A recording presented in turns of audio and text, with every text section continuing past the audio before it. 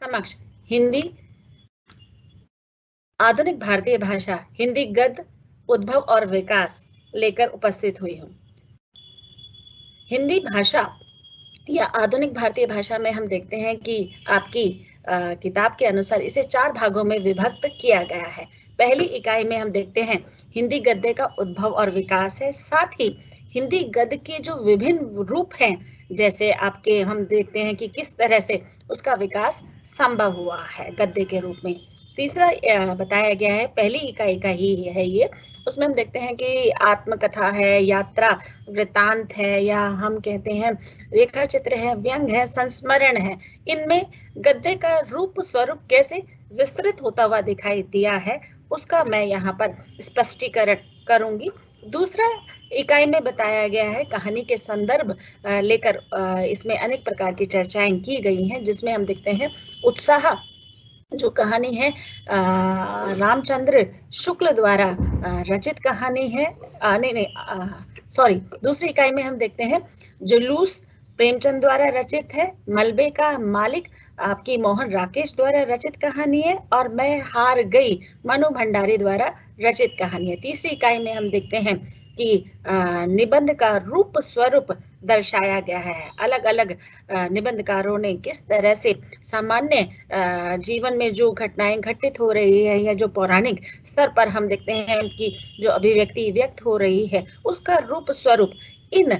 निबंधों के माध्यम से हम तक पहुंचाने का प्रयास किया है, जिसमें हम देखते हैं उत्साह आचार्य रामचंद्र शुक्ल द्वारा रचित एक तरह से निबंध है। दूसरा है अशोक के फूल, ये आपका हजारी प्रसाद द्विवेदी द्वारा रचित है। और तीसरा है रहीमन पानी राखिए विद्या निवास मिश्र द्वारा रचित है। चौथी इकाई में हम देखते हैं कि जिस तरह से अलग अलग निबंधकारों ने अपनी अभिव्यक्ति को व्यक्त किया है, उसी तरह से हम देखते हैं कि यात्रा वृत्तांत का रूप चीड़ों पर चांदनी दर्शाया गया है, जो निर्मल वर्मा द्वारा रचित है। और व्यंग भोला राम का जीव हरिशंकर प्रसाई द्वारा रचित एक व्यंग है, जिसमें हम देखते हैं कि किस तरह से विसंगतियां विडंबनाएं हमें जीवन में घेरे हुए दिखाई देती है, उसका करुण एवं मार्मिक चित्रण इस व्यंग में दर्शाने का प्रयास किया है। और लास्ट नॉट लीस्ट हम देखते हैं कि तीसरा इसमें है नाटक है, जो अंधेर नगरी भारतेंदु द्वारा रचित नाटक है, जिसमें यह उस समय की जो भ्रष्ट राजनीति थी वो किस तरह से प्रासंगिकता के उतार चढ़ाव को आज के स्तर पर एक तरह से परिवर्तन के स्तर पर, बदलाव के स्तर पर कहें तो अतिशोक्ति नहीं होगी कि उस समय में ये 1800 के आसपास लिखा गया नाटक आज भी किस तरह से प्रासंगिक होता हुआ दिखाई देता है। इसका रूप स्वरूप एक तरह से नाटककार ने बताने का प्रयास किया है। अब मैं आपके समक्ष हिंदी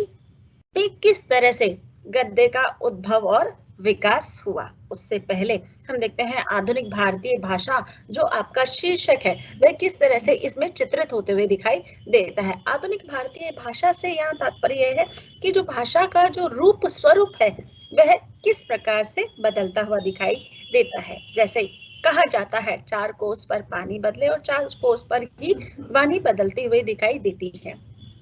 तो ये भाषा का चमत्कृत रूप है, जिसमें हम देखते हैं व्यक्ति किस तरह से अपने जीवन यापन में अनेक प्रकार से परिवर्तन की दशा दिशा को रूप स्वरूप एक तरह से बदलता हुआ दिखाई देता है। हम देखते हैं गद्य का अगर उद्भव और विकास की हम लोग बात करें तो इसमें हम देखते हैं कि किस तरह से विचार विनिमय और भाषा और साधन या माध्यम कह लें तो किस तरह से हम देखते हैं गद्य का विकास हुआ। जैसे आपको पता है हिंदी साहित्य के इतिहास को 4 भागों में विभक्त किया गया है, आदिकाल, भक्तिकाल, रीतिकाल और आधुनिक काल। हम देखते हैं कि आधुनिक काल में किस तरह से गद्य का जो रूप स्वरूप बदला है उसका यहाँ पर प्रभाव दिखाई देता है। पर कहीं ना कहीं हम देखते हैं कि आदिकाल में भी इसकी छठा या मध्यकाल में भी इसकी स्थिति परिस्थिति बहुत ज्यादा हम एक तरह से विकास के स्तर पर नहीं देखते हुए दिखाई देते हैं। तो हम देखते हैं कि किस तरह से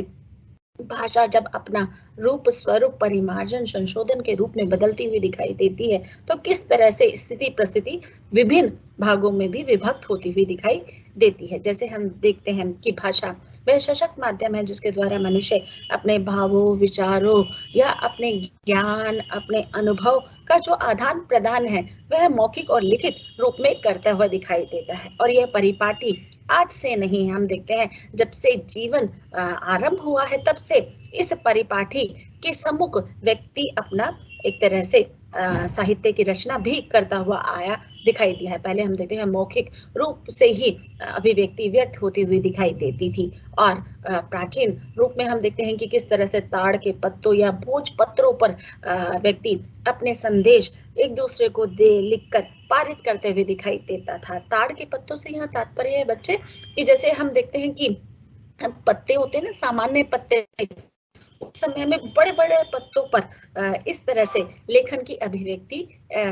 व्यक्त की गई। उसके बाद हम देखते हैं कि पेड़ों के द्वारा कागज का निर्माण हुआ, और कागज के निर्माण के द्वारा व्यक्ति किस तरह से अपनी अभिव्यक्ति सालों साल सुरक्षित रख अपने भावों को व्यक्त करता हुआ दिखाई देता है। तो इसलिए ये कहना अतिशयोक्ति नहीं होगी कि हम जो भी भाषा का रूप स्वरूप अपने समक्ष प्रस्तुत करते हुए दिखाई दे रहे हैं वह कहीं ना कहीं हम एक दूसरे से विचार विनिमय ही तो करते हुए दिखाई दे रहे हैं। और विचार विनिमय का जो रूप है, हम देखते हैं हर काल में दो भाषाएं अपने स्तर पर चलती हुई दिखाई देती हैं। पहला स्तर होता है आपका आम बोलचाल की भाषा, जिसे आज के स्तर पर हम संपर्क भाषा के नाम से भी जानते हैं। दूसरा हम देखते हैं साहित्यिक भाषा, जो साथ साथ चलती हुई दिखाई देती है। तो दो भाषाएं हर काल में हम देखते हैं समानांतर रूप में चलती हुई दिखाई देती है। उसका आधार भी व्यक्ति अपने ही रूपों में जोड़ता हुआ दिखाई देता है। जैसे गद्य का जो विकास है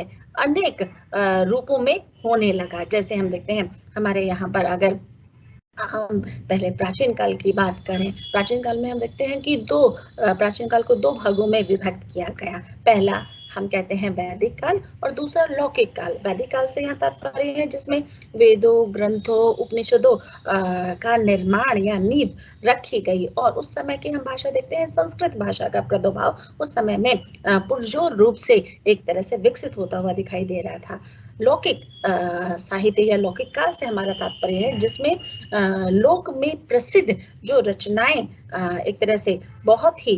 उन्मुक्त विकास की और विकसित होती हुई दिखाई दी। उसमें से दो रचनाएं या दो ग्रंथ भी कहें तो अतिशयोक्ति नहीं होगी। पहला हम देखते हैं कि रामायण है और दूसरा महाभारत है, जिसमें लोक या लोगों के द्वारा ये प्रसिद्ध इतनी हुई कि आज भी इसका जो हम कहें आकर्षण है वह कम होते हुए नहीं दिखाई देता है। आदि काल में हम देखते हैं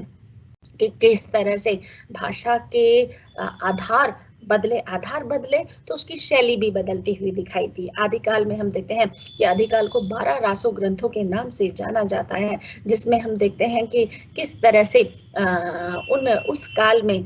जो लेखक हुए, कवि हुए, वे किस तरह से अपनी अभिव्यक्ति साहित्य के माध्यम से अभिव्यक्त करते हुए दिखाई देते थे। जैसे 12 रासो ग्रंथों की मैं यहाँ पर बात कर रही हूँ, जिसमें हम देखते हैं कुछ ऐतिहासिक है, कुछ आपकी पहेलियों पर आधारित है, और कहीं ना कहीं हम देखते हैं कि उसमें श्रृंगारिकता का जो पुट है वह भी मिलते हुए दिखाई देता है। अब हम बात करते हैं जैसे आदिकाल में जो ये 12 रासो ग्रंथ है, जैसे परमाल रासो, खुमान रासो, बिसल देव रासो, या विद्यापति की पहेलियां, या अमीर खुसरो की जो एक तरह से पहेलियां हैं, कीर्ति लता का, कीर्ति पता का, अनेक प्रकार की रचनाएं इस काल में रची गई है। और इस काल की जो भाषा थी, यानी कि विचार विनिमय का जो साधन था, वह कहीं ना कहीं हम देखते हैं कि एक तरह से पद्य के रूप में ही चित्रित होते हुए दिखाई दिया है। और इसमें हम देखते हैं जो भाषा अपने रूप में एक तरह से समर्पित भाव देती हुई नजर आई है, उसे हम डिंगल और पिंगल भाषा के नाम से जानते हैं। कहीं ना कहीं हम देखते हैं कि सूक्ष्म रूप से हिंदी या हिंदू शब्द भी अमीर खुसरो की पहेलियों में दबे स्वर में एक तरह से सुनाई देता हुआ दिखाई देता था।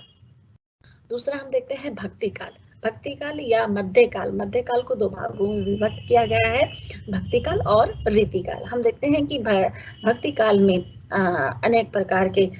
यहाँ पर भक्ति की प्रभा अनेक लहरों की द्वारा प्रज्वलित होती हुई दिखाई देती है। इसमें हम देखते हैं नामदेव के द्वारा इसका नेतृत्व किया गया और इसमें हम देखते हैं किस तरह से जो आदिकाल अनेक प्रकार से युद्धों से लबालब दिखाई देता था, वह कहीं ना कहीं हम देखते हैं कि इस काल में यानी कि मध्य काल में हम देखते हैं और भक्ति काल में हम देखते हैं कि किस तरह से भक्ति की जो छटा बिखरती हुई नजर आई है, उसमें हम देखते हैं धर्म किस तरह से अपने सर्वोच्च रूप में यहाँ पर प्रस्तुत होते हुए दिखाई दिया है। इसमें हम सूरदास, आपके कबीरदास, तुलसीदास और मलिक मोहम्मद जायसी, मीरा, रसखान आदि कवियों को देखते हुए नजर आते हैं।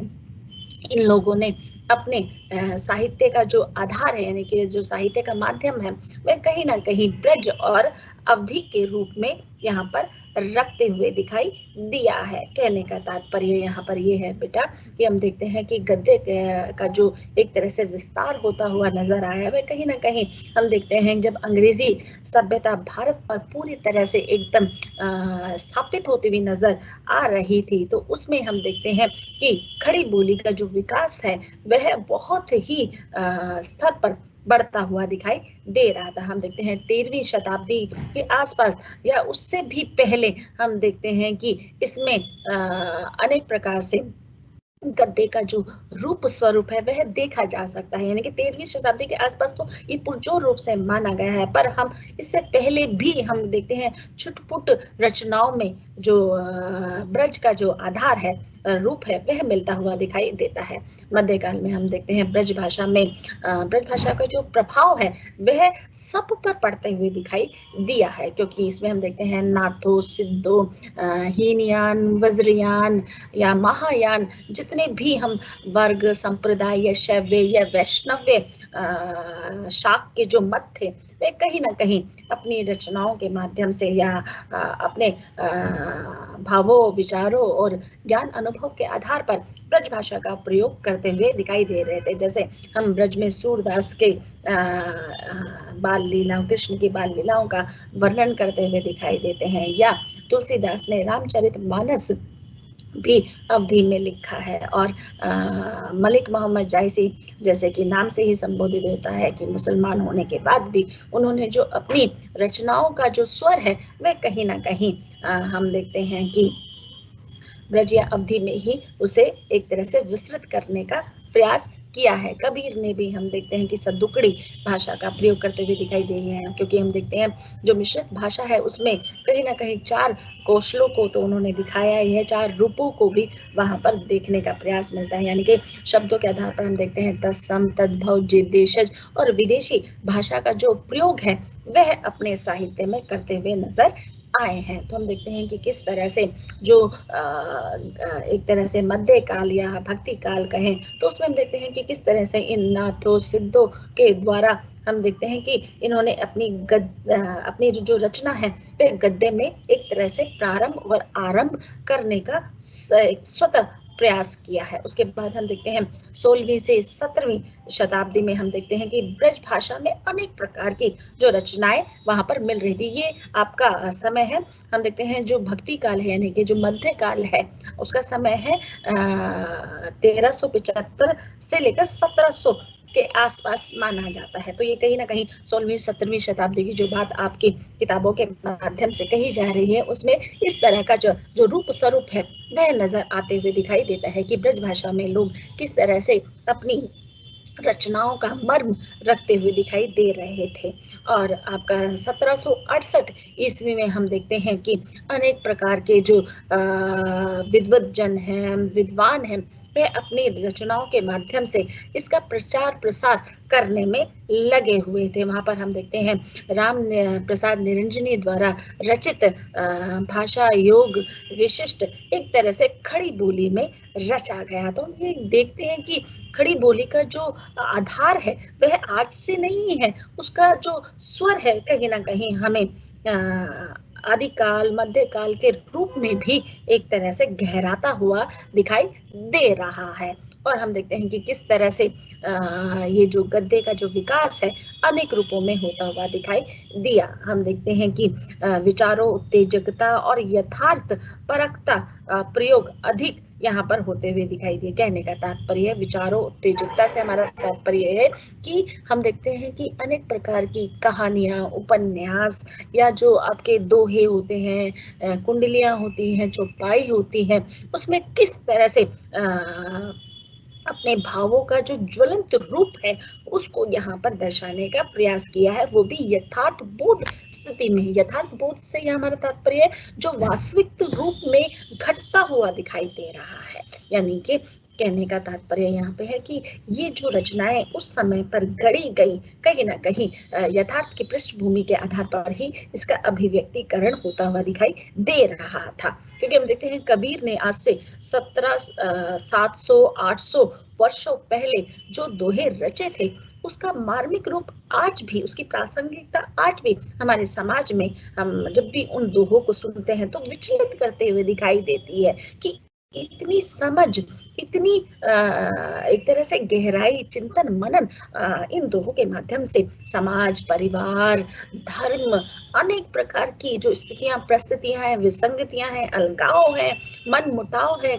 कड़वाहट है, जल्लाहट है, इन सब को कबीर ने अपने दोहों के माध्यम से दर्शाने का प्रयास किया कि किस तरह से व्यक्ति अपना रंग रूप समय अनुसार बदलते हुए दिखाई देता है। तो कहीं ना कहीं हम देखते हैं यथार्थ का जो अंकन है वे कहीं ना कहीं भक्ति काल में एक तरह से आरंभ होते हुए दिखाई दे रहा था और उस आरंभ में अनेक प्रकार की विचारोत्तेजितता और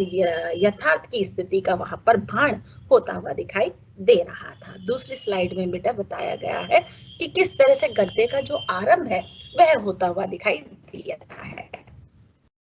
यहाँ गद्य का जो अर्थ है वो भी चित्रित करते हुए दिखाई दे रही हूँ, बता रही हूँ। गद्य से हमारा तात्पर्य है आपके कहानी, उपन्यास, नाटक, रेखा चित्र, संस्मरण, डायरी, लेखन, जीवनी आदि रूप गद्य के अंतर्गत आते हुए दिखाई देते हैं। पद्य से हमारा तात्पर्य है हमारे दोहे हो गए, मुक्तक हो गए, कुंडलियां होगी, चौपाई होगी। इसमें हम देखते हैं कि किस तरह से गद्य का जो विकास है या पद्य का जो विकास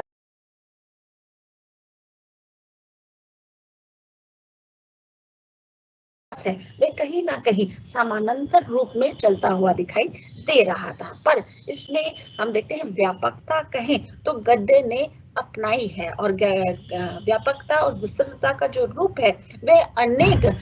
तत्वों के आधार पर चित्रित होते हुए दिखाई दे रहा है। साहित्य में सर्वप्रथम गद्य की जो शुरुआत है उसमें अनेक प्रकार से विद्वानों और अन्य लोगों का मानना है कि गद्य का विकास अंग्रेजों के आने के बाद से माना जाता है। मैंने पहले भी जब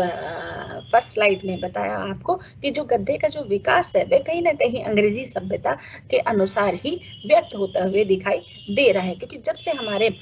समाज में शिक्षा का प्रादुर्भाव हुआ है, शिक्षा का विस्तार हुआ है, तब से हम इस तरह से स्थिति परिस्थिति साहित्य के अंतर्गत व्यक्त करते हुए दिखाई देते हैं। हम देखते हैं कि किस तरह से अंग्रेजी जो सभ्यता है वह व्यापार के उद्देश्य से भारत में आई और भारत में व्यापार के उद्देश्य के साथ साथ उन्होंने क्योंकि भाषा का तो रूप स्वरूप चाहिए किसी भी चीज को व्यक्त करने के लिए, तो उन्होंने हमारी भाषा में एक तरह से अपना रुचि दिखाई और उस रुचि के अनुसार उन्होंने सारी चीजों पर एक तरह से आधिपत्य जमाने का भी प्रयास कर लिया। क्योंकि हम देखते हैं अगर हम कहीं किसी भी देश की भाषा अगर सीख लेते हैं तो उस भाषा में कार्य करना एक तरह से बहुत ही सुचारू रूप से हो सकता है। अगर हमें उस देश की, उस प्रांत की बोली अगर नहीं आती है तो हमें अनेक प्रकार की समस्याओं से गुजरना पड़ता है और ये समस्याएं कहीं ना कहीं अंग्रेज भाप गए थे। तो उन्होंने ये स्वतंत्र रूप से प्रयास किया कि भाषा के आधार पर ही भारतीयों को जीता जा सकता है। इसलिए उन्होंने हमारे समतुल्य, हमारे मन अनुसार, हमारे सोच के अनुसार उसको यहाँ पर व्यापकता का आधार प्रस्तुत किया। तो हम देखते हैं कि किस तरह से व्यापार के उद्देश्य से भाषा की आवश्यकता पर एक तरह से महत्ता उन्होंने दिखाई और बढ़ाई भी।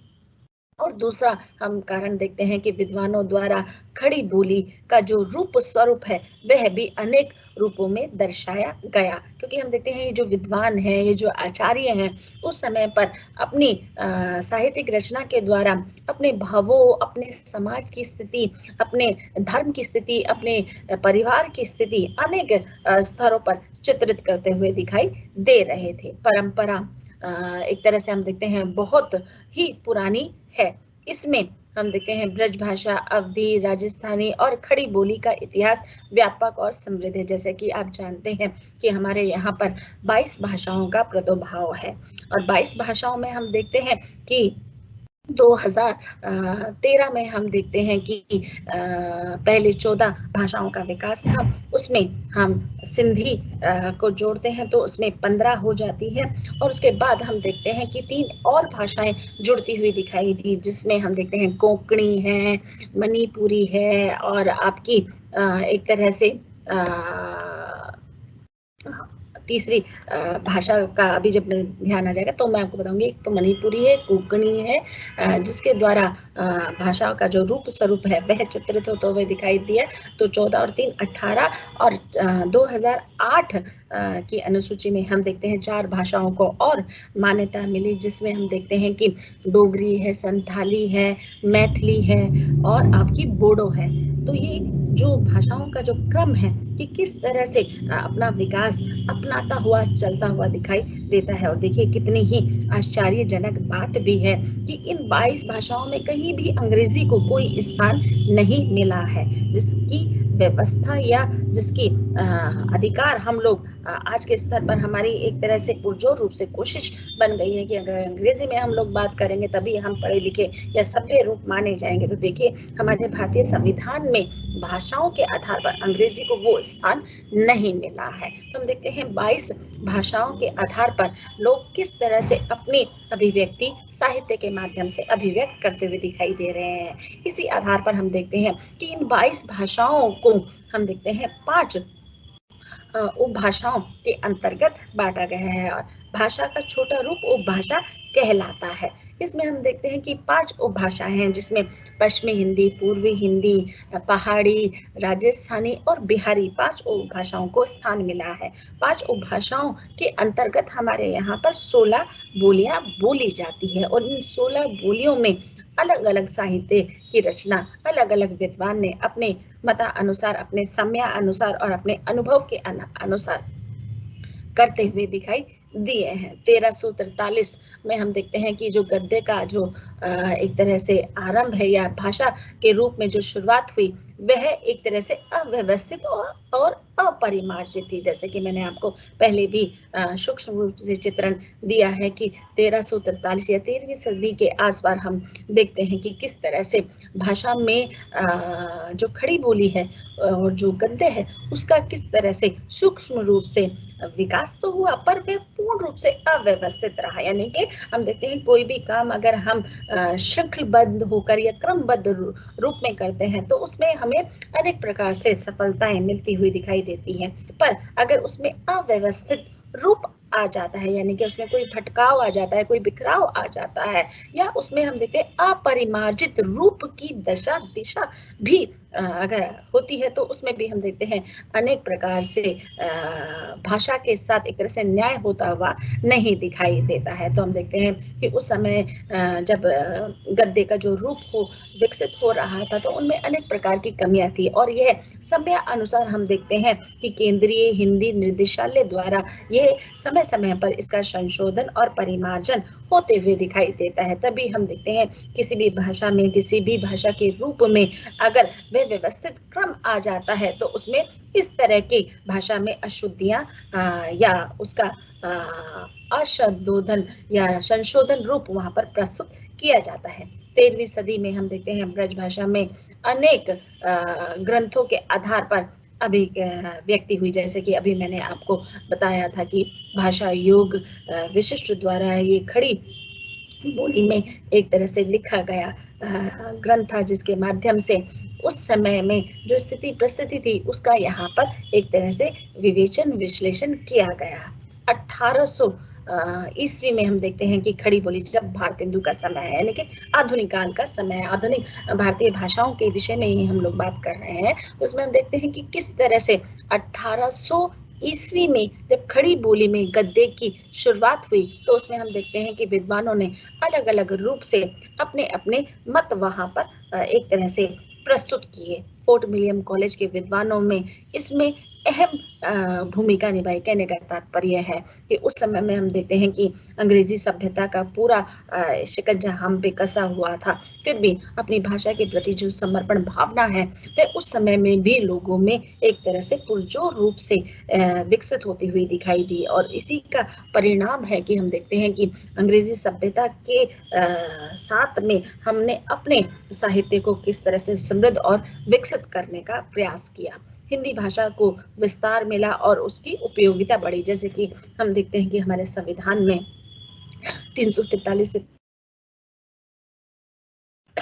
बताया गया है कि किस तरह से भाषा के विकास में अनेक प्रकार से सरकार क्या, सामान्य जन क्या अपनी अभिव्यक्ति को व्यक्त करते हुए दिखाई देंगी। क्योंकि सर्वप्रथम हम देखते हैं कि अगर जिस देश का नागरिक या जिस देश की संस्कृति या जिस देश में अगर व्यक्ति नागरिक अपनी भूमिका नहीं निभाता, सशक्त भूमिका से यह हमारा तात्पर्य है कि वे अपने अधिकारों के तहत, अपने वर्चस्व के तहत, अपनी अस्मिता के तहत, अपनी पहचान के तहत अगर चीजों की अभिव्यक्ति नहीं करता है तो उसमें उसका संचय रूप वहां पर आता हुआ दिखाई देता है। तो इसमें हम देखते हैं कि किस तरह से विद्वानों ने या फिर भाषा प्रेमी ने या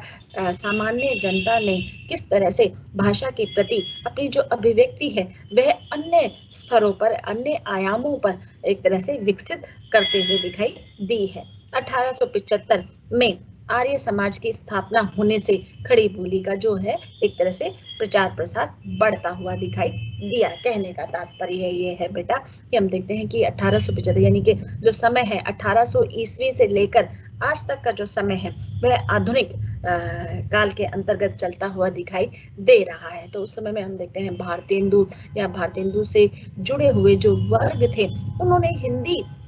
में अपनी एक सशक्त वहां पर भूमिका निभाई है। और उसमें हम देखते हैं जैसे अभी मैं 343 से 351 के अनुच्छेदों की बात कर रही थी, तो उसमें हमने देखा 351 के अनुच्छेद में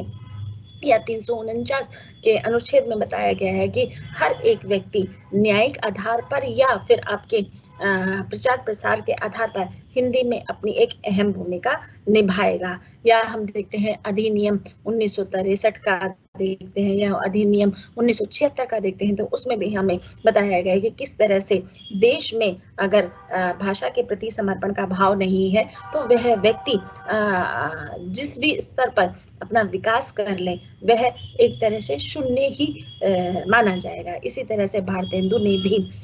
निज भाषा के तहत अपनी अभिव्यक्ति को व्यक्त किया है कि जो व्यक्ति अपनी भाषा के प्रति समर्पित नहीं है, जो अपने देश के प्रति समर्पित नहीं है या जो अपने परिवार के, समाज के प्रति समर्पित नहीं है, ऐसे व्यक्ति का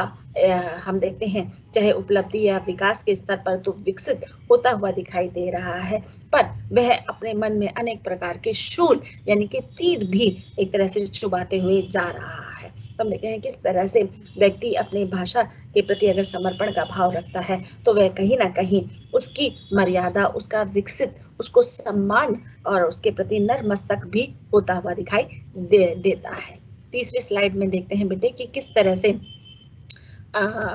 जो ये हमारे समाज सुधारक है, जैसे आर्य समाज है, तो उसमें हम देखते हैं दयानंद सरस्वती या महावीर प्रसाद द्विवेदी जी ने अहम भूमिका निभाई है क्योंकि इन्होंने शिक्षा के तहत हम देखते हैं कि घर घर जाकर लोगों को एक तरह से प्रचार प्रसार किया। और दयानंद सरस्वती ने तो नारी के प्रति बहुत ही सम्मानजनक अभिव्यक्तियों को व्यक्त करते हुए दिखाई दिए हैं और उन पर अगर किसी भी तरह का कोई भी प्रहार होता था, कोई भी अत्याचार होता था या उनकी निष्ठा पर किसी भी तरह की कोई चोट पहुंचाता हुआ दिखाई देता था तो सर्वप्रथम रूप में वह अपने वहां पर समर्पण भाव देते हुए दिखाई देते थे। इसी तरह से हम देखते हैं महावीर प्रसाद द्विवेदी जी ने भी हिंदी के प्रति अपना संपूर्ण जीवन एक तरह से समर्पित कर दिया। के आसपास में हम देखते हैं महावीर प्रसाद द्विवेदी जी ने सरस्वती पत्रिका में अपना संपादन कार्यभार संभाला और उसमें देखते हैं कि किस तरह से उन्होंने हिंदी में मानक रूपों का वहां पर एक तरह से वर्णित रूप वहां पर दर्शाया गया। एक वाक्य, एक कड़ी मैं आपको यहाँ बताना चाहती हूँ, जो हमारे हिंदी साहित्य के इतिहासकार हैं आचार्य रामचंद्र शुक्ल, आपने नाम सुना होगा। 11 इतिहासकारों में से एक इतिहासकार है और सर्वश्रेष्ठ इतिहासकार माने जाते हैं। तो हम देखते हैं कि उन्होंने स्वप्रथम रूप में 1900 के आसपास ही अपना एक लेख महावीर प्रसाद द्विवेदी जी के पास भेजा और उसमें हम देखते हैं कि वर्तनी की जो अशुद्धियां थी, जिसके कारण महावीर प्रसाद द्विवेदी जी ने उनका जो लेख आलेख था उसे वापस भिजवा दिया और इसे कहा कि आप जब तक इसे पूर्ण रूप से, संपूर्ण रूप से शुद्ध खालिश रूप में नहीं लिखकर देंगे तब तक यह लेख यहाँ छपने के स्तर पर नहीं दिखाई देता है। तो कहने का तात्पर्य यहाँ पर यह है कि हिंदी एक ऐसी भाषा है कि जिसमें हम देखते हैं कि जिस तरह से हम शब्दों का उच्चारण करते हैं उसका लिखित रूप भी वैसा ही आता हुआ दिखाई देता है। अन्य भाषा में ये कला या ये स्वरूप का रूप हम कहते हैं कि परिवर्तित दिखाई देता है, पर हमारे यहाँ पर हम देखते हैं कि जैसे ही हम उच्चारण के तहत अपने शब्दों को अपनी जिह्वा से बाहर निकालते हैं तो हम देखते हैं कि उसी तरह का वर्णित रूप या लिखित रूप भी हम अभिव्यक्त करते हुए दिखाई देते हैं। तो भाषा की कला ही यही है कि आप उसका शुद्ध उच्चारण करें और शुद्ध उच्चारण जीवन में, आपके व्यक्तित्व में, आपकी एक तरह से जिस भी पद पर आप आसीन हैं उसको एक, उसकी गरिमा को एक तरह से बनाए रखता है। तो हम देखते हैं कि इस तरह से गद्य का जो विकास है वह आदिकाल से ही सूक्ष्म रूप में आरंभ होता हुआ दिखाई दे रहा था, पर इसका जो विस्तार है वह आधुनिक काल में आता हुआ दिखाई दिया, जिसमें हम देखते हैं कि प्रथम कहानी को लेकर भी हमारे जो इतिहास है उसमें अनेक प्रकार के वाद विवाद छिपे हुए दिखाई देते हैं। तो हम देखते हैं कि इसमें आपकी आचार्य रामचंद्र शुक्ल की 11 वर्ष का समय या दुलाई वाली महिला या बंग,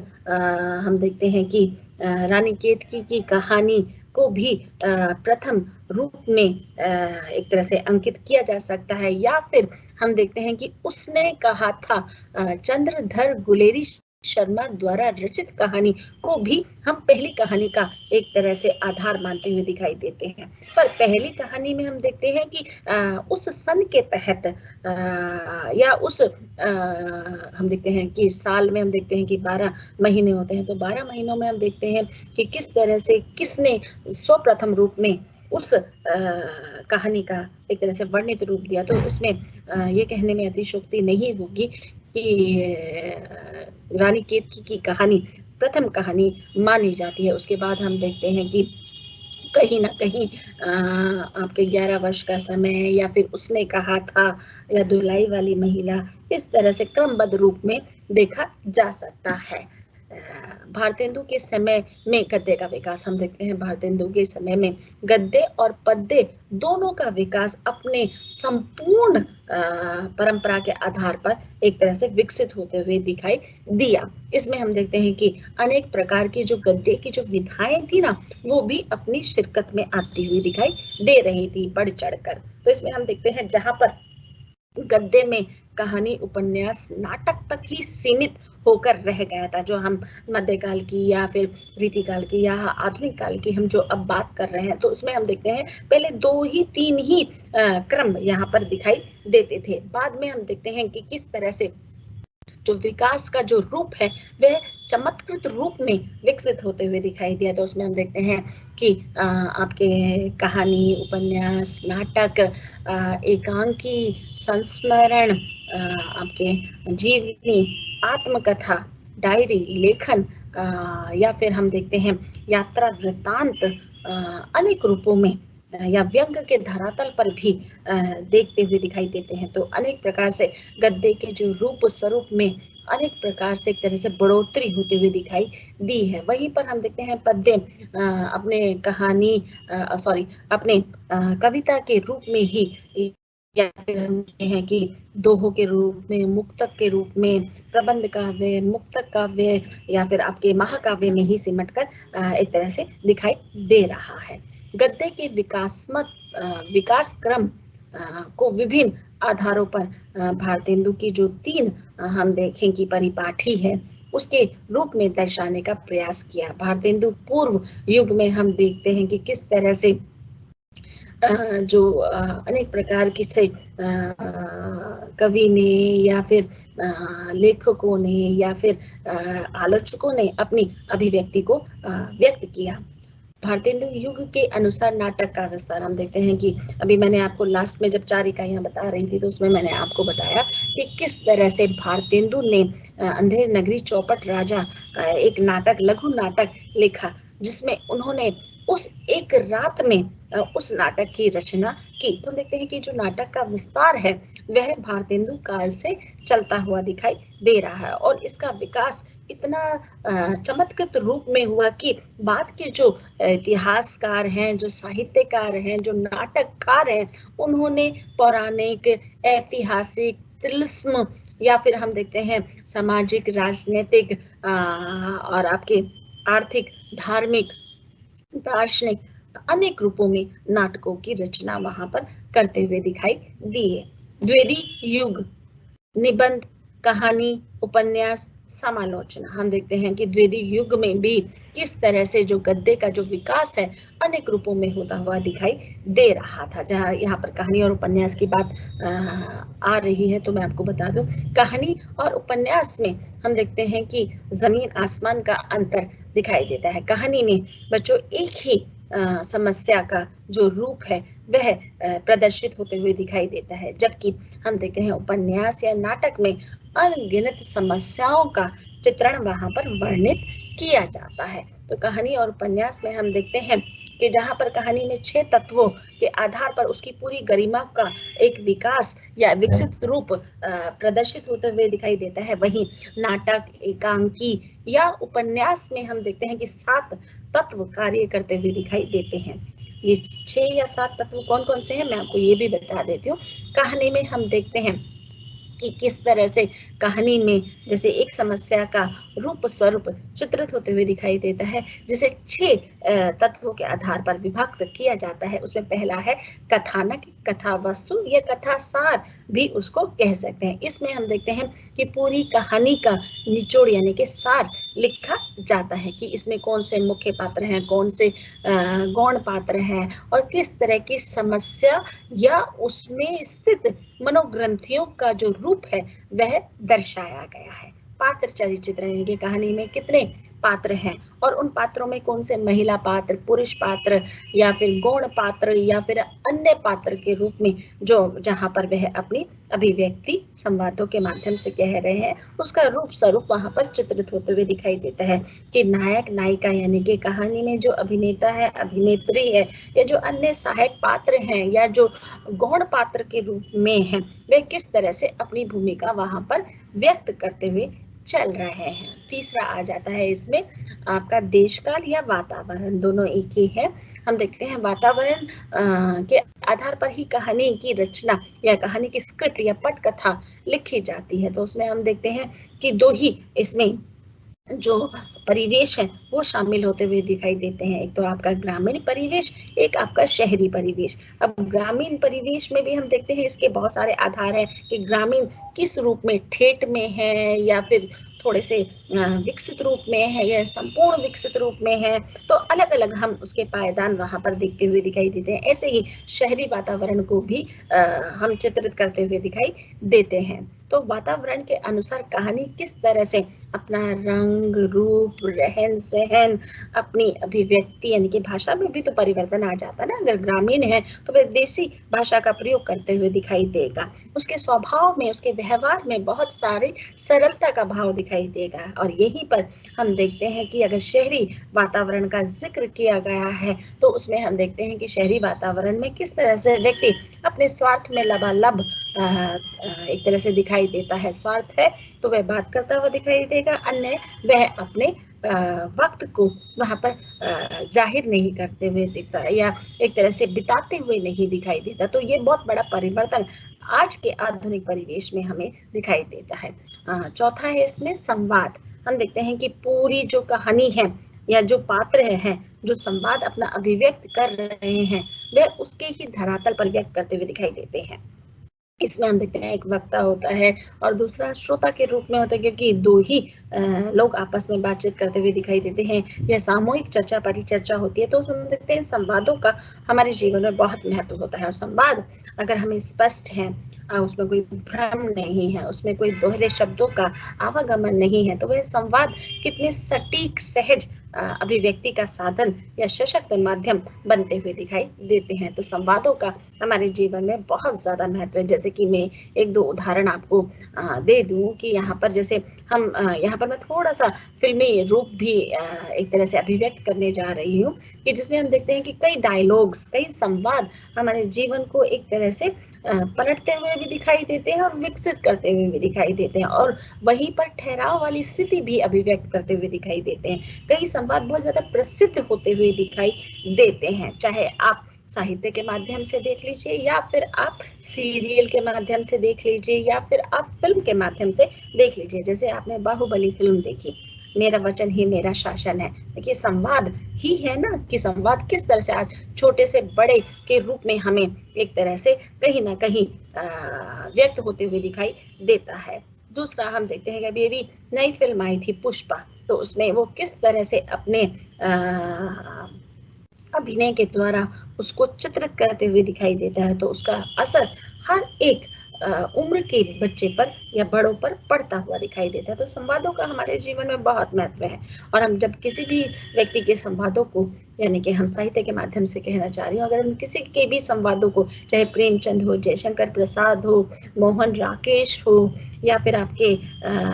निराला हो, पंत हो, महादेवी वर्मा हो, अनगिनत आधुनिक स्तर पर जो कवि, कवयित्री, लेखक, लेखिका,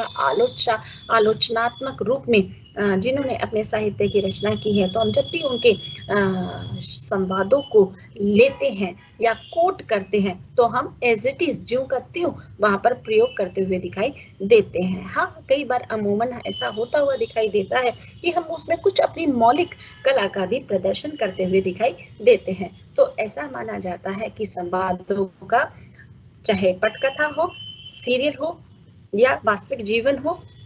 या साहित्यिक रूप से हो, संवादों का हमारे जीवन में बहुत महत्व है। क्योंकि मूक संवाद किसी भी तरह की अभिव्यक्ति का उस रूप में रस नहीं ले सकते जैसे सवाक रूप में हम लेते हुए दिखाई देते हैं। सवाक का अर्थ है बोलना, बोलते हुए वहां पर हम लेते हुए दिखाई देते हैं। तो यहाँ पर हम देखते हैं कि किस तरह से संवाद के द्वारा व्यक्ति अपनी अभिव्यक्ति हर काल में अपने अपने व्यवहार, अपने अपने समकालीन चर्चा परिचय, ज्वलंत या नीरस सब रूप में अभिव्यक्त करता हुआ दिखाई देता है। इसमें पांचवा है भाषा शैली। देखिए भाषा शैली, भाषा यहाँ पर भी अपना रूप स्वरूप एक तरह से सशक्त रूप में अभिव्यक्त कर रही है, क्योंकि भाषा के बिना हम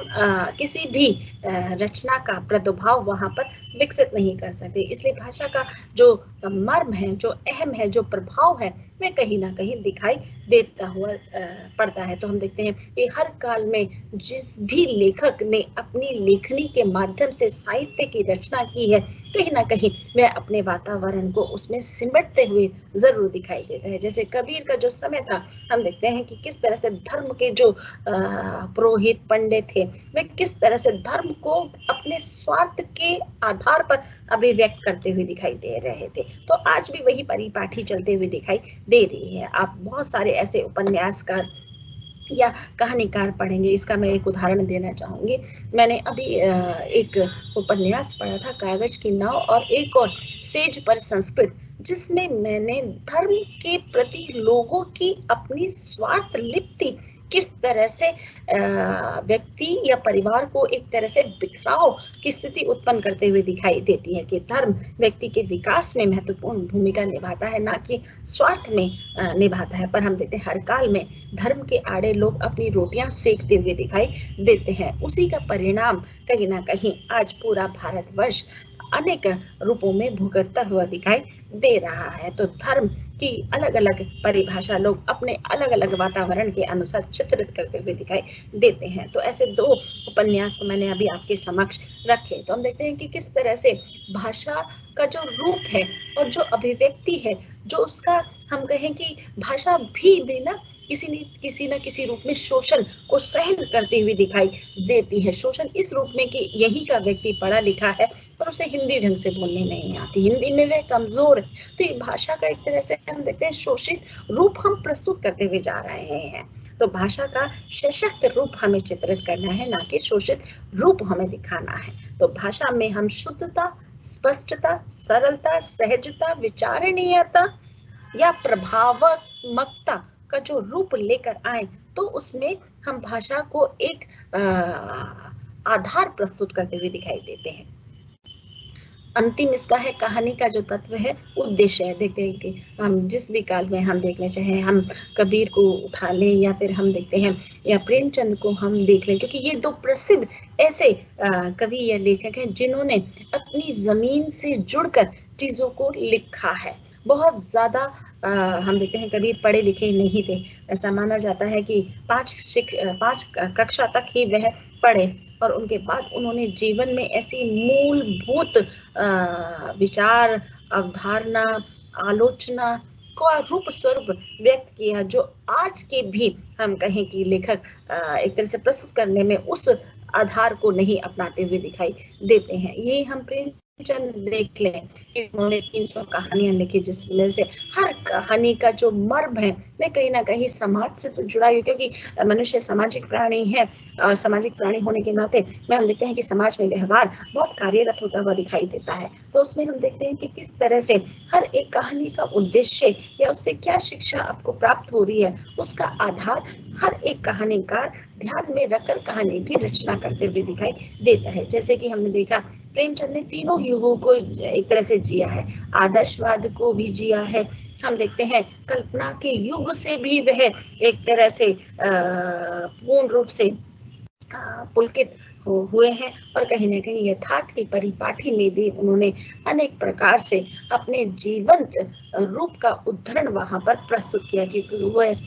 समय था जहां जमींदारी का जो बहुत ही दबदबा एक तरह से उन्होंने अपने जीवन में झेला। और कहीं ना कहीं हम देखते हैं रंगभूमि, कर्म भूमि या अनेक प्रकार के जो नाटक उन्होंने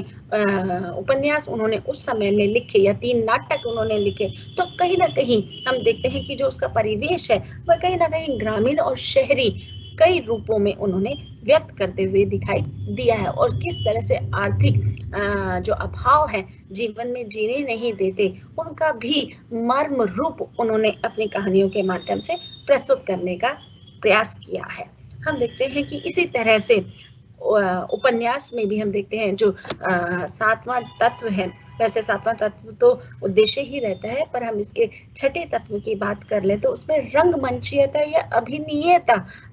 जुड़ता हुआ दिखाई देता है। रंगमंचीयता या अभिनीयता से तात्पर्य है कि जो उपन्यास, जो कहानी मंच पर खेले जाते हैं या सिनेमा हॉल में हम उनको फिल्म के माध्यम से देखते हुए दिखाई देते हैं, या फिर हम धारावाहिक में देखते हैं कि अनेक प्रकार के षड्यंत्र, अनेक प्रकार के रसास्वाद या आनंद विभोर होकर हम इनको देखते, सुनते और महसूस करते हैं, और उनके साथ हम भी एकाएक उसी प्रवृत्ति में बहने के लिए तत्पर होते हुए दिखाई देते हैं। तो वहां पर हम देखते हैं कि रंगमंचीयता या अभिनयता हम पर किस तरह से प्रभाव डालती हुई दिखाई देती है। समालोचना से या आलोचना से तात्पर्य हम देखते हैं कि व्यक्ति केवल अच्छा ही लिखे तो उसमें हम देखते हैं यथार्थ की उतनी चमत्कार प्रभाव नहीं दिखाई देता, पर हम देखते हैं कि हम अनेक रूपों में अगर संतुष्ट नहीं है किसी लेखक से, किसी कवियत्री से, किसी कवि से, तो हम उसी किताब को जब क्रिटिसाइज करते हैं यानी आलोचना करते हैं कि हम इन मूल्यों को इस तरह से अभिव्यक्त करते हैं, इस स्थिति परिस्थिति को आज के स्तर पर कैसे अभिव्यक्त करते हुए दिखाई देते हैं, तो वे कहीं ना कहीं आलोचना का रूप ग्रहण करते हुए दिखाई देता है। फिर हम देखते हैं कि जो आपके आचार्य रामचंद्र शुक्ल हैं, उन्होंने हम देखते हैं कि उपन्यास के आधार पर या हम देखते हैं कि कहानी के आधार पर अलग अलग रूपों को दिखाया गया है, जैसे कि वर्णनात्मक है। देखिए बहुत सारी कहानियां बहुत लंबी होती हुई दिखाई देती हैं, या उपन्यास में भी हम देखते हैं कि अगर उसमें रोचकता का भाव नहीं है, नीरसता का भाव है और वो वर्णनात्मक स्थिति में दिखाई देता है, तो वहां पर कहीं ना कहीं चीजों में हम देखते हैं जुड़ाव महसूस करते हुए नहीं देखते हैं। पर हम देखते हैं कि कई बार जो उपन्यास है, कहानी है या गद्य की जो भी विधा में लिखा गया है, उसमें ये सारे तत्वों का होना अत्यंत आवश्यक है। जैसे वर्णनात्मक है, विचारात्मक है, कथात्मक है और गद्यात्मक है, सॉरी भावात्मक है। हम देखते हैं कि ये चारों रूपों का जो स्वरूप है वह कहीं ना कहीं नाटक और कहानी में दिखाई देता है। जैसे कि आपने बहुत सारे नाटक पढ़े होंगे, देखे भी होंगे, जैसे नुक्कड़ आपने नाटक देखा, तो कहीं ना कहीं हम देखते हैं कि वर्णनात्मक भी होता है, विचारात्मक भी होता है और कथा के अनुरूप, यानी कि उसमें किस कथा का प्रदापण हो रहा है उसका भी वहां पर एक तरह से प्रस्तुतिकरण होता है और भावात्मक स्थितियों के साथ भी उसे व्यक्त किया जाता है। क्योंकि हम देखते हैं कि अगर हमारे अंदर भाव नहीं है किसी भी चीज को व्यक्त करने के लिए, तो वहां पर नीरसता का रूप आता हुआ दिखाई देता है। तो कहीं ना कहीं हम ये मान कर चलते हैं, समझ कर चलते हैं कि किस तरह से जो हिंदी गद्य का जो रूप स्वरूप है वह किस तरह से विकसित होते हुए दिखाई दिया है। जहां पर हम इसका सूक्ष्म रूप का चित्रण आदिकाल, मध्यकाल या फिर रीतिकाल में दिखाई देते हैं, वहीं आधुनिक काल में एक भाषा के स्तर पर एक बहुत ही नवीनीकरण, नूतन रूप से यह अपने चमत्कृत रूप में आता हुआ दिखाई दे रहा था। तो अद्यतन काल यानी कि आधुनिक काल के अनुसार गद्य की विधाओं का में भी अनेक प्रकार के विस्तार हुए और उन विस्तारों का जो उल्लेख है मैं आपको अपनी अगली क्लास में बताऊंगी कि किस तरह से इन्होंने अनेक प्रकार से जो गद्य की विधाएं हैं उनका अलग अलग रूप व्यक्त करने का प्रयास किया है। हम इसमें देखते हैं जैसे कहानी, उपन्यास, नाटक का जो रूप स्वरूप है वह मैंने आपके सामने अभी 6-7 तत्वों के द्वारा चित्रित करते हुए दिखाई दिया है। वहीं हम देखते हैं एकांकी में भी इसी परिपाठी, इसी रूप का वहां पर चित्रण होते हुए दिखाई देता है। तो इस आधार पर हम देखते हैं कि गद्य का जो रूप स्वरूप है वह आधुनिक काल में बहुत ही विस्तृत रूप में विकसित होता चला गया और इसमें अनेक प्रकार से हम देखते हैं गद्य की जो विधाएं हैं वह जुड़ती चली गई हैं और सभी विधाओं का यहाँ पर चित्रण नहीं किया जा सकता, पर हम देखते हैं कि जो आपकी किताब के माध्यम से जो गद्य की विधाएं इसमें एक तरह से लगी हुई हैं, उसमें हम देखते हैं हमने आत्मकथा, यात्रा साहित्य या यात्रा वृत्तांत आप कह लीजिए, रेखा चित्र कह लीजिए, व्यंग और संस्मरण का उल्लेख मैं अगली क्लास में आपके समक्ष प्रस्तुत करूंगी, जिसमें किस तरह से इनके जो विद्वान हैं या इसमें किस तरह का तात्पर्य है, किस तरह का अभिव्यक्तिकरण है, या हम देखते हैं कि इसमें किस तरह से व्यक्ति किन किन विशेषताओं के तहत या मर्यादा या नियम के तहत उनकी अभिव्यक्ति को व्यक्त करते हुए दिखाई देता है। अब आपके कुछ प्रश्न देख लेते हैं। अगर जो मैंने आपको यहाँ पर पढ़ाया है अगर उसमें किसी भी तरह का कोई भ्रम आपके समक्ष है या सामने है तो आप लिखकर आप मुझसे बात कर सकते हैं, प्रश्न पूछ सकते हैं।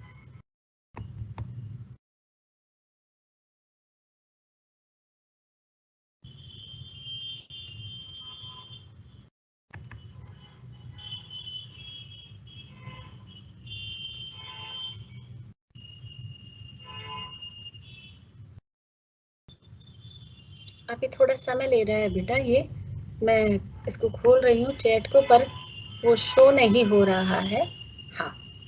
शो तो हो गया पर अभी प्रश्न यहाँ पर मुझे नहीं दिखाई दे रहे हैं। आप लिखकर अपने प्रश्नों को पूछ सकते हैं।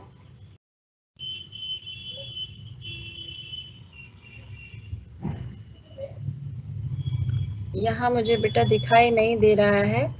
तो हम ऐसा करते हैं कि आप नेक्स्ट क्लास में ध्यान रखिएगा कि किस तरह से हम अपने जो प्रश्न हैं वो भी यहाँ पर पूछ सकते हैं। 5 मिनट का समय यहाँ पर आपको मिलता है कि आप उसमें आप अपनी अभिव्यक्ति को व्यक्त कर सकते हैं। जिसके द्वारा अगर आप कहीं भी आपको लगता है कि कोई डाउट्स है या कहीं आपको वाक्य समझ नहीं आया या जो मैं कहना चाह रही हूँ उसमें कई तरह के भ्रम आपके सामने उत्पन्न हो रहे हैं, तो आप यहाँ पर टाइप क्लिक करके अपनी बात यहाँ पर लिख सकते हैं। आप मेरा मोबाइल नंबर नोट कर लीजिए। हम एक ग्रुप बना लेते हैं जिसके जरिए हम वहां पर भी अपनी अभिव्यक्ति को व्यक्त कर सकते हैं। ठीक है, मेरा नाम है डॉक्टर राजकुमारी शर्मा और मेरा नंबर आप नोट कर लीजिए 9953281181। मैं दोबारा से अपना नंबर एक बार बोल रही हूँ, आप लिख लीजिए 9953281181। आप इस पर अपने मैसेज भेज सकते हैं, पर जो जरूरी हो वही भेजिएगा। हम एक ग्रुप क्रिएट कर लेंगे, उसके बाद हम अपनी वार्ता को वहां पर एक तरह से भाषा के माध्यम से अभिव्यक्त कर सकते हैं। देखिए, भाषा किस रूप में जरूरी हो जाती है। अगर भाषा ना हो तो व्यक्ति का हम देखते हैं एक तरह से विकसित रूप में अनेक प्रकार से अवरोध उत्पन्न होते हुए दिखाई देते हैं। तो भाषा उस रूप में व्यक्ति के लिए आवश्यक है और भाषा के जरिए ही हम इन साहित्य की अनगिनत विधाओं का एक तरह से सुख ले सकते हैं। सुख उस रूप में कि जब भी हम कहानी पढ़ते हैं तो कहानी का रसास्वाद हमारे मन में घुलता हुआ दिखाई देता है। उपन्यास में हम अनेक प्रकार के अनगिनत पात्रों से रूबरू होते हुए दिखाई देते हैं। नाटक में हम तिलस्म जैसे जासूसी या हम देखते हैं कि आदर्श रूपी या यथार्थ रूपी का भी भोग वहां पर भोगते हुए दिखाई देते हैं, क्योंकि उस काल में हम नहीं जन्मे हैं, पर उस काल की रचनाओं से हम सराबोर होकर उसकी अभिव्यक्ति को वहां पर महसूस कर सकते हैं। जैसे जयशंकर प्रसाद ने देखिए चंद्रगुप्त नाटक लिखा और किस तरह से चाणक्य की जो राजनीतिक गतिविधियां हैं, कूटनीतियां हैं, उसका वहां पर हम एक तरह से मर्म लेते हुए दिखाई देते हैं। तो अनगिनत रूप में हम ये देख सकते हैं कि किस तरह से हम इन गद्य की विधाओं को जब आत्मसात करते हैं, यानी कि जब उसे हम ग्रहण करते हैं, तो उसमें हम कितनी चीजों के साथ एक तरह से विकसित होते हुए चले जाते हैं। और ये विकसित रूप ही व्यक्ति के बुद्धि को, प्रखर बुद्धि को, ज्ञान को, बोध को अनेक आधारों पर एक तरह से विकसित करते हुए दिखाई देता है। तो आज के लिए इतना ही। अगले क्लास में जब हम जुड़ेंगे तो हम इसकी तीसरी इकाई पर बात करेंगे। साथ ही साथ हम जुलूस प्रेमचंद द्वारा रचित कहानी, देखिए कहानी का ही बताया ना अभी मैंने आपको कि किस तरह से 6 तत्व वहां पर होते हैं और इन 6 तत्वों के आधार पर कहानीकार कैसे हर एक बिंदु को ध्यान में रखकर उस कहानी की घटना परिघटना, उसकी क्रमबद्धता का आधार वहां पर व्यक्त करता हुआ दिखाई देता है और किन ज्वलंत विषयों को वहां पर लेते हुए दिखाई देता है। तो यही कला का जो प्रदर्शन है हम गद्य की विधाओं में अलग अलग रूपों में एक तरह से देखते हुए दिखाई देते हैं। धन्यवाद।